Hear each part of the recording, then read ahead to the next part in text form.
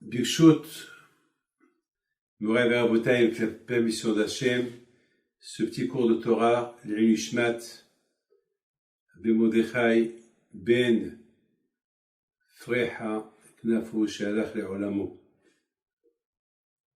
Kadosh Baruch Hu, il vous donne la force et la consolation de lui-même. Il n'y a qu'un Kadosh Baruch Hu seul. Vous savez que moi, lorsque j'ai perdu ma mère, Zichron el-Bracha, pour mon père, j'étais pas à côté de lui, et j'étais pas trop proche de mon père. J'étais tout le temps en voyage, mais avec ma mère, ces dernières années que j'habite en Israël, j'étais très très proche d'elle, et toujours je faisais ce qu'elle voulait. Jamais je lui manquais le respect. Et c'était pas facile. Jusqu'à la dernière minute, jusqu'à que j'ai vu que les machines ne fonctionnaient plus, après j'ai dit allez, Demla. Alors ce qui nous reste, c'est que la Torah. Alors, je voudrais vous dire quelque chose que Hachamim me disent. Hachamim me disent que lorsque quelqu'un dans cette vie-là, il a 3 amis. L'argent, la famille et la Torah et les mitzvot. Lorsque quelqu'un il doit quitter ce monde, il le sait. Alors il dit à son argent, tu étais mon premier copain, tout le temps j'ai travaillé pour toi, je t'ai servi, j'ai tout fait pour toi. Ah mais toi là, avec tout ce que j'ai tout fait pour te récolter, pour investir, pour te donner du kavod. Et tu étais très proche de moi et tu m'aimais, je t'aimais. Ah, maintenant, essaie de faire quelque chose pour moi. Ajoute-moi quelques années de plus. Et l'argent, il répond à l'homme, non, je peux pas t'aider parce que moi, je peux pas te servir dans l'autre monde, je peux te servir uniquement dans ce monde-là. Donc, je suis désolé, je peux rien faire pour toi. Alors, la personne après va se diriger vers son deuxième ami, qui était aussi très proche. C'est sa femme, ses enfants, sa famille, ses amis. Mais aussi, ils vont lui dire non, on peut t'accompagner uniquement jusqu'à la tombe, pas plus. Et à partir de là, on ne peut pas te suivre. Alors, il lui reste le dernier. C'est qui? C'est les mitzvot. Alors, il dit aux mitzvot, voilà, mon heure est venue, tu m'accompagnes. Et les mitzvot disent, bien sûr, je t'accompagne. Surtout lorsqu'on parle de quelqu'un qu'il avait la émona. Vous savez, c'est dès les temps, j'essaie un peu de voir un peu ma vie, ce que j'ai fait dans ma vie. Depuis que je suis parti au Maroc et j'ai commencé Srotavot. Puis j'ai vu que finalement, celui qui m'a encouragé le plus, et celui qui était vraiment mon père, mon frère, mon ami, tout ce que vous pouvez dire, ben c'était Mardoché. On se disputait comme hommes et femmes parfois. Et après, tout de suite, on faisait la paix. Une fois c'est disputé, beaucoup de fois, la période de dispute, c'est pourquoi? C'est pour Essaouira, c'est pour le Tzadik, il faut faire ça. On avait des visions différentes. Mais toujours, c'était lui qui gagnait. Il avait toujours raison. Et beaucoup de fois, je voulais m'imposer sur certaines choses. Mais après, tout de suite, il n'y avait pas de rancune, rien du tout. Il n'y avait pas de calcul, il n'y avait rien du tout. On ne calculait ni argent, ni rien. Et je peux dire des milliers de femmes qui sont tombées enceintes, c'est grâce à lui. Parce que finalement, tout ce que j'ai investi au Maroc depuis 40 ans, depuis 45 ans, 46 ans, ben c'est grâce à lui. Donc même ma Torah, c'est grâce à lui. Même les yeshivot, ben c'est grâce à lui. Ben, tous ces milliers de personnes qui sont venues à Issa et à la Iloula, ben c'est aussi grâce à lui. Parce que c'est lui qui m'a encouragé, surtout les débuts. Après, je suis devenu autonome, mais les débuts, c'était lui. Donc, Vadei, après, mettons qu'il nous a quittés, bien sûr, il a pris avec lui tous ses mitzvot. C'est ça qui l'ont accompagné là-haut. Et là-haut, bien sûr, il est avec les tzadikim qu'il a vénérés dans sa vie. Et surtout, Rabbi Haïm Pido Alavasham le Grand, ben, il va être très heureux et très content de le recevoir. Il va lui dire, lui aussi, je te dois tout. Si toi, tu n'as pas aidé David, mon petit-fils, à faire ce qu'il a fait, ben, j'aurais été oublié.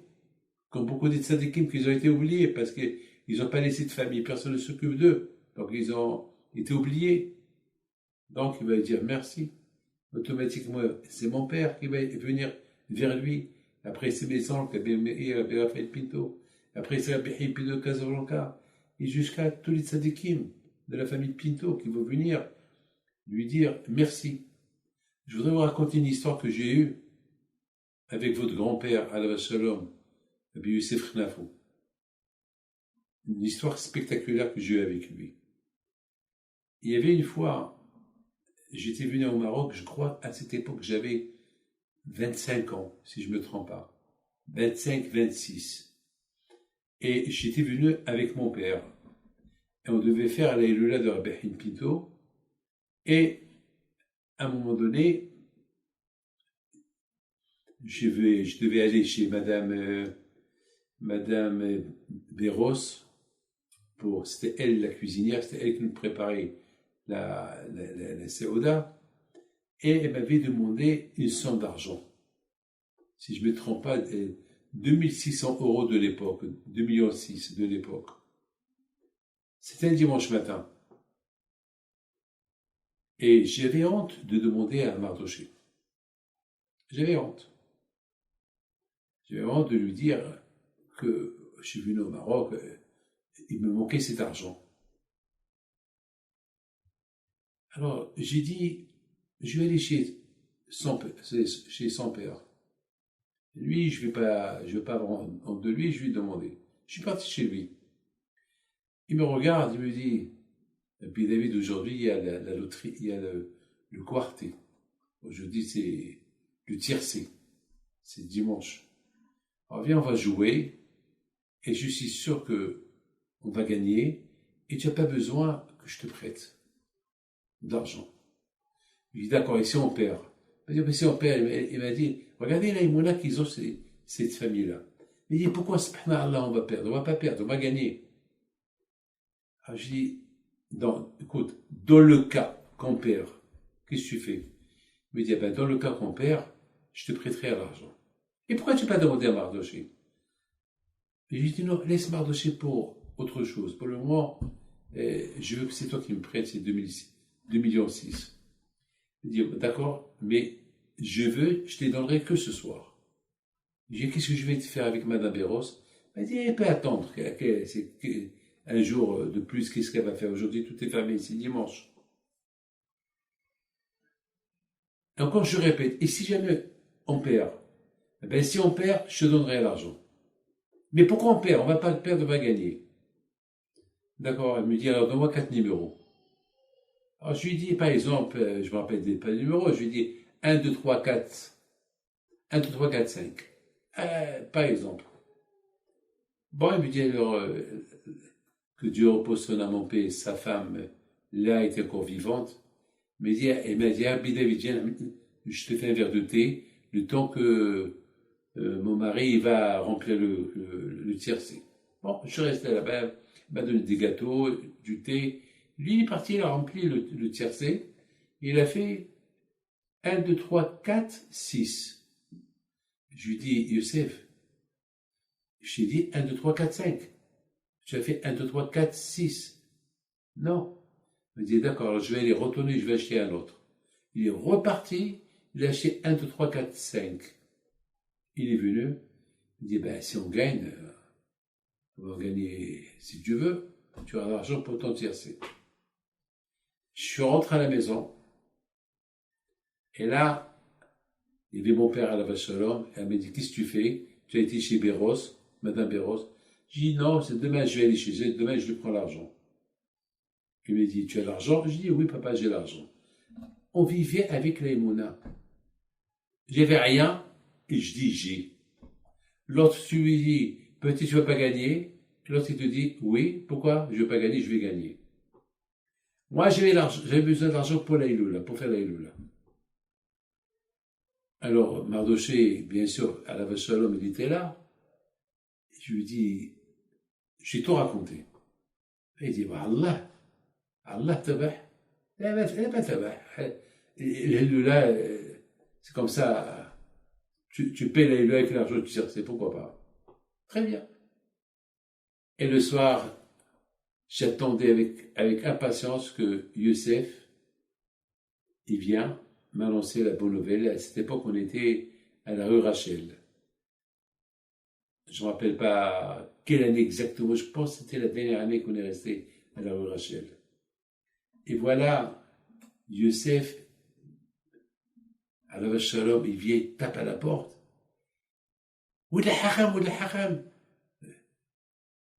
bidé. On a gagné 2,6 millions chacun. Je dis comment? Parce que les deux tiercés, on les avait. C'était 1, 2, 3, 4. Alors, 1, 2, 3, 4, c'est-à-dire, dans les deux tiercés, on avait 1, 2, 3, 4. Mon père, il n'a rien compris. Qu'est-ce qui se passe? Je dis, papa, voilà, j'avais pas d'argent, et voilà. Ah, bon, Hachem, et voilà. Mes amis, c'est comme ça que la famille Knafo ont vécu toute leur vie. Avec la Emouna et le Bitahon en Akadosh Baruch Hu. Vous savez que la paracha qu'on a lue hier, c'est une paracha qui est très dure à comprendre. Une paracha qu'on n'arrive pas à comprendre comment les Juifs, après tous les miracles qu'ils ont vus, ils ont vu les 10 plaies en Égypte, ils ont vu la sortie de l'Égypte. Comment ils ont vu qu'Atem souffre? La mer s'est coupée en 12. Ils se sont formés 12 tunnels. Et chaque tribu a traversé un tunnel. Mais comment? Et après, ils ont reçu la Torah. Et Hachem, il a dit, Anochi. Hachamim, ils disent, au moment que Hachem, il a dit, Anochi Hachem Elokecha, tous les Juifs, ils sont morts. Tout le monde est mort. Alors la Torah, elle a dit à Kadosh Baruch Hu, alors, à qui tu vas donner la Torah? À des morts? Nafshi yatsa bedabero. Il dit Shlomo Ameler. Et soudainement, Akadosh Baruch Hu, il a envoyé de la rosée. C'est avec cette rosée-là que Hachem va ressusciter les morts. Le Shmashiach, il va venir. Ma mère, mon père, Mardoché, Youssef Knafo, Alav Shalom, tous ceux qui sont morts, ils vont être arrosés avec le tal. Kital orot alecha. Donc, Akadosh Baruch Hu, il a jeté sur eux la rosée et ils ont tous ressuscité. Donc, ça veut dire que ils ont vu Tehiyat Amitim, ils sont morts, ils ont vu Tehiyat Amitim, et Hachamim, ils disent que Akadosh Baruch Hu, lorsqu'il a dit Anochi, c'est moi, les cieux se sont ouvertes. Hachem, il a voulu dire au Bnei Israël, regardez, je suis seul, il n'y a pas un autre avec moi. C'est moi votre éternel, c'est moi qui vous ai libéré de l'Égypte. C'est moi. C'est-à-dire que Hachem, Akadosh Baruch Hu, il s'est dévoilé. Alors, on sait très bien que on peut pas voir Hachem et rester vivant, qui est le Adam Bahaï. C'est la raison pourquoi ils sont morts. Ils ont ressuscité. Alors, la question, elle se pose. Avec tout ça, ils ont fait le veau d'or. Dans la paracha d'hier, on voit qu'ils ont fait le veau d'or. Ils ont dit, c'est toi notre Dieu, et c'est toi, et c'est toi, et c'est toi. C'est de la folie, ça. Il y a de quoi devenir fou, tout ça. On ne comprend pas pourquoi. Et surtout, Hachamim disent qu'il y avait un juif qui s'appelle Micha. Et ce Micha-là, il avait la Abodazara dans ses poches. Comment, Micha? Tu vois les miracles d'Hachem, tu reçois la Torah, tu vois Hachem et tu as l'idolâtrie dans tes poches. Et en plus, il a dit Naaseh v'nishma. Alors Hachem, il a proposé la Torah, mais ça, ils ont dit oui. On fait, on écoute. Comment? Tu dis, on fait, on écoute, et tu as l'arbre de Zara dans ta poche. Mes amis, il faut savoir une chose. De la même façon qu'on peut monter, on peut tomber. Imaginez-vous quelqu'un, on lui apprend à décoller, à être pilote, on lui apprend à décoller, mais il n'apprend pas comment atterrir. C'est une catastrophe. Il faut apprendre à décoller et à atterrir. Les Juifs, les ministres, ils ont quitté l'Égypte, ils savaient bien décoller, ils ont vite décollé. Mais pour atterrir, il fallait la Torah. Et la Torah, ils l'ont pas encore reçue. Moshe Rabbeinu, il est parti au mont Sinaï pour rester là-bas 40 jours. Et c'est avec ces Torah-là, ils vont pouvoir décoller bien et atterrir bien. Malheureusement, le Satan, il savait que si Moshe Rabbeinu il vient, il arrive avec la Torah, c'est la fin pour lui. Alors, il a tout fait. Il les a trompés. Il leur a dit, ça y est, Moshe Rabbeinu, il est mort. Et vous savez que la manne, c'était grâce à Moshe. Et maintenant que Moshe Rabbeinu, il est mort, il n'y aura plus de manne. Il n'y aura plus de la manne à manger. Et vous allez crever, vous allez mourir. Et ils ont été séduits par ces paroles du Satan. Vous savez, Rabotai, que dans la vie, il n'y a que la Torah, notre compagnon. Il n'y a que ça. Avec la Torah, on peut décoller, on peut atterrir. Et pour ça, il faut beaucoup d'efforts. Vous savez que beaucoup d'efforts, malheureusement, on découvre, il dit David Amelech, Tarmo Okidov Hashem. Il faut la goûter. C'est beaucoup des fois, Zari, que le bon Dieu la protège, et nous fait des repas. Mais beaucoup des fois, c'est des repas nouveaux. Beaucoup des fois, je me rappelle, je l'ai découvert, je me rappelle, beaucoup des fois, Madoché Zechonevara, me dit, Ador, elle dit, tu vas voir, elle dit, c'est pas comme avant. Toujours, on découvre. Et toujours, beaucoup de fois, ça m'est arrivé de dire, non, j'aime pas ça.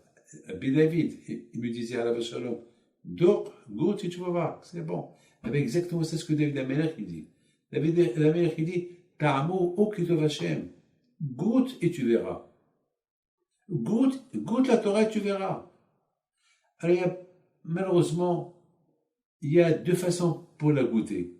Malheureusement, parfois on peut la goûter lorsqu'on a des problèmes. Alors, on fait des vœux. On perd quelqu'un de la famille. Alors, allez, comme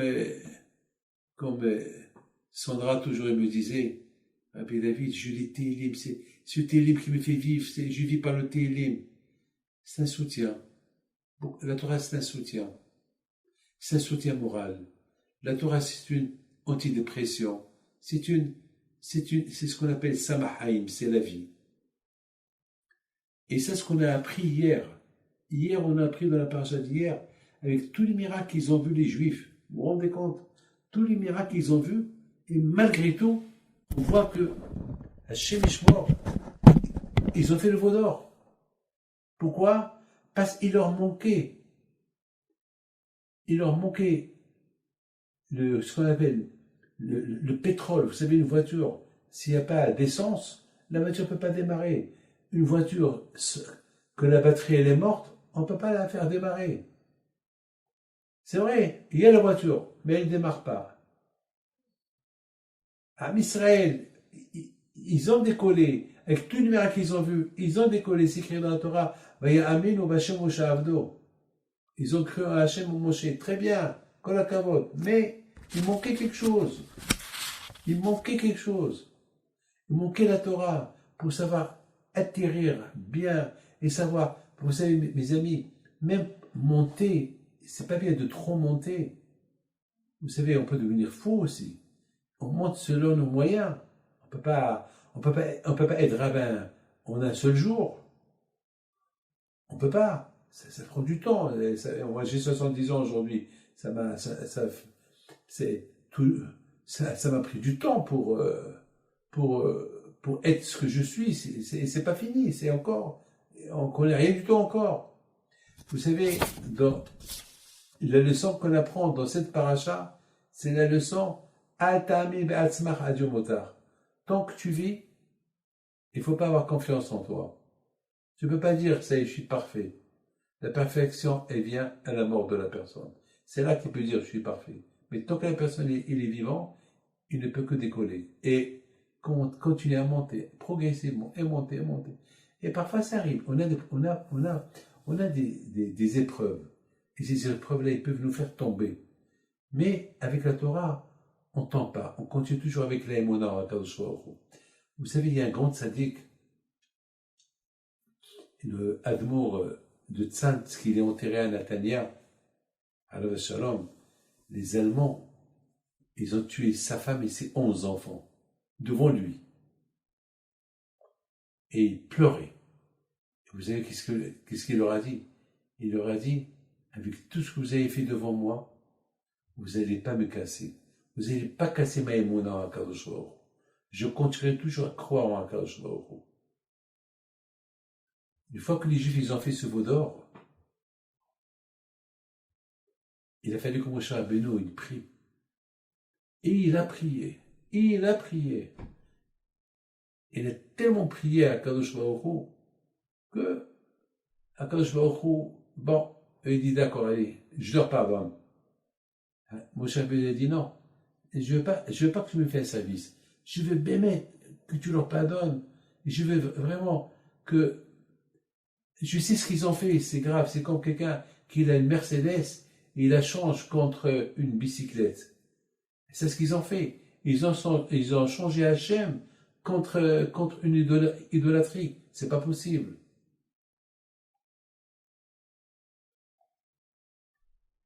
Hachem, il a dit, je pardonne. Je pardonne. Hachem, il a dit, je pardonne. Alors, Moshe Rabbeinu a dit à Akadosh Baruch Hu, alors, je peux te demander une faveur? Il a dit oui. C'était un moment où Hachem était bien. Il a pardonné aux Juifs et tout. Et Moshe Rabbeinu dit à Akadosh Baruch Hu, je veux que tu résides avec nous. Je veux que tu sois toujours avec nous, parmi nous. Avec nous, dedans nous. Hachem lui a dit, je suis d'accord. Alors, Moshe dit, je demande encore une chose, Hachem, ça ne te dérange pas? Il dit, demande. Il lui dit, je ne veux pas que tu nous changes. Je veux que vraiment, on soit toujours attaché à toi et tu résides que sur nous, pas sur d'autres. Il dit, d'accord. Alors, Moshe Rabbeinu, là, il a osé demander quelque chose de grave. Il dit à Akadosh Baruch Hu, mais je peux te demander la troisième chose? Il dit oui. Est-ce que je peux te voir? Akadosh Baruch Hu dit non, non, non, non. Tu ne peux pas me voir et rester vivant. C'est impossible. Tu ne peux pas me voir et rester vivant. C'est impossible. Alors la question se pose. Mais bien sûr que personne ne peut voir Hachem. Qui peut voir Hachem? Personne ne peut le voir. Alors c'est quoi là? Alors Hachem dit à Moshe Rabbeinu, bon, puisqu'il m'a demandé ça, tu vas voir que ma nuque. Et il lui a montré la pose des tefilines. Il a dit, voilà, c'est tout ce que je peux te voir, mais mon visage, tu ne peux pas le voir. Alors on sait que Hachem, il n'a pas de visage. On sait que c'est impossible de voir Hachem et rester vivant. Alors c'est quoi Moshe Rabbeinu? Qu'est-ce que de Moshe Rabbeinu? Il est en train de me demander à Hachem, je veux voir ton kavod, je veux voir ton visage. Mais on sait très bien qu'ils peuvent le voir. Regardez mes amis ce que je vais vous dire. Moshe Rabbeinu, Hachamim me disent que Moshe Rabbeinu, il a posé une question à Hachem. Il a dit, Hachem, c'est pas que je veux voir ton visage. Montre-moi, explique-moi tes midotes. Pourquoi un rachat est réussi et un tzaddik qui souffre? Pourquoi? Pourquoi il y a des choses que nous, on ne comprend pas? Explique-moi pourquoi. Par exemple, il lui a montré Rabbi Akiva. Comme Rabbi Akiva, les Romains étaient en train de le peigner avec des peines de fer. Et il a dû lui montrer aussi Rabbi Raphaël Pito, à la Shalom, comment il a été abattu chez lui à la maison.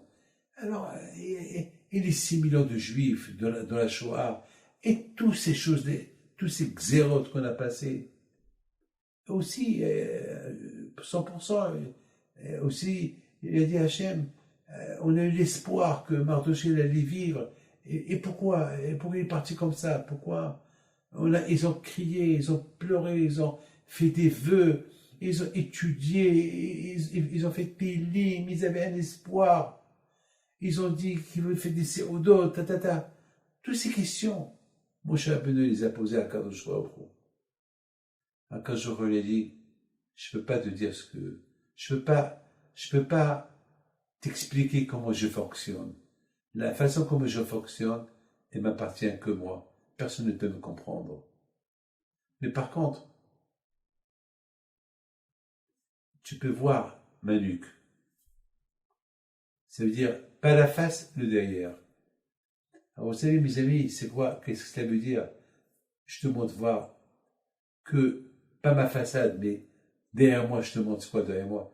Ça veut dire que, lorsqu'il y a ce qu'on appelle Hastarat Panim, lorsqu'il y a la liste des xérotes, il y a toujours de ces xérotes-là une lumière qui va sortir. C'est tout ce que Hachem pouvait dire à Moshe Rabbeinu.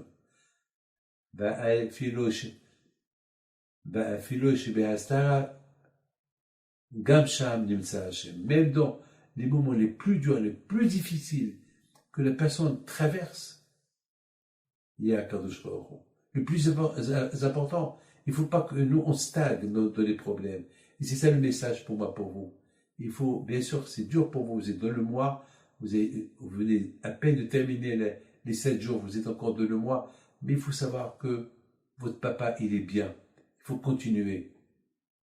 Il faut continuer. La vie, elle continue. Et je termine avec, il y avait la bar mitzvah de Armand, on est parti pèleriner à Be'amam Diwan. D'ailleurs, Armand, il est nommé sur lui.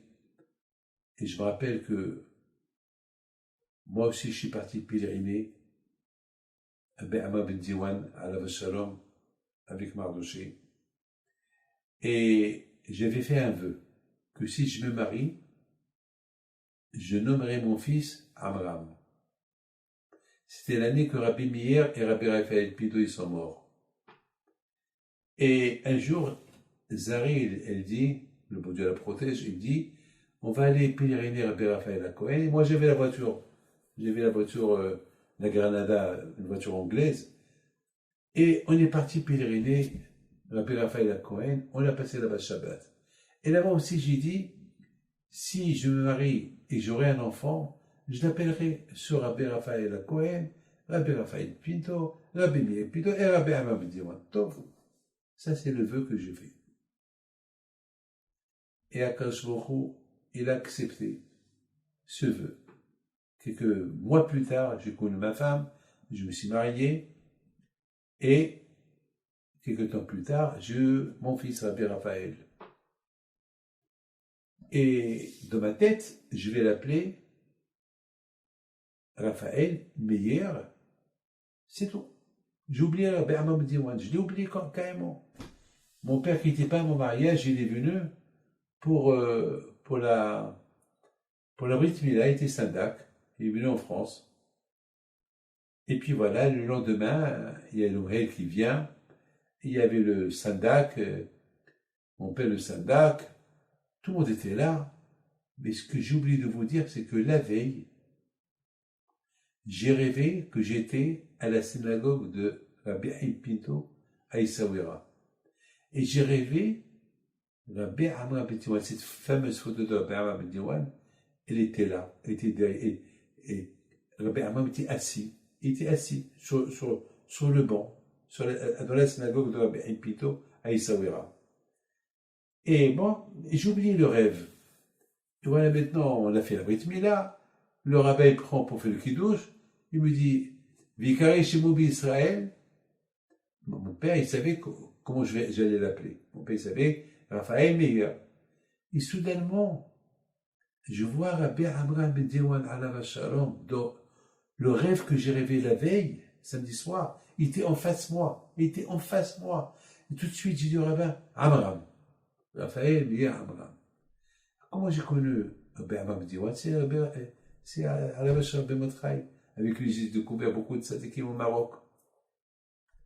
Donc, Zat Hashem, que sa neshama soit à Gan Eden, qui est la Ratson, et que Zat Hashem, Akadosh Baruch Hu, il protège sa femme, Shiti Badel Hidou Shalom, ses enfants, ses petits-enfants, ses filles, et Zat Hashem, que on sera toujours en bonne et parfaite santé, on vivra toujours avec des bons souvenirs.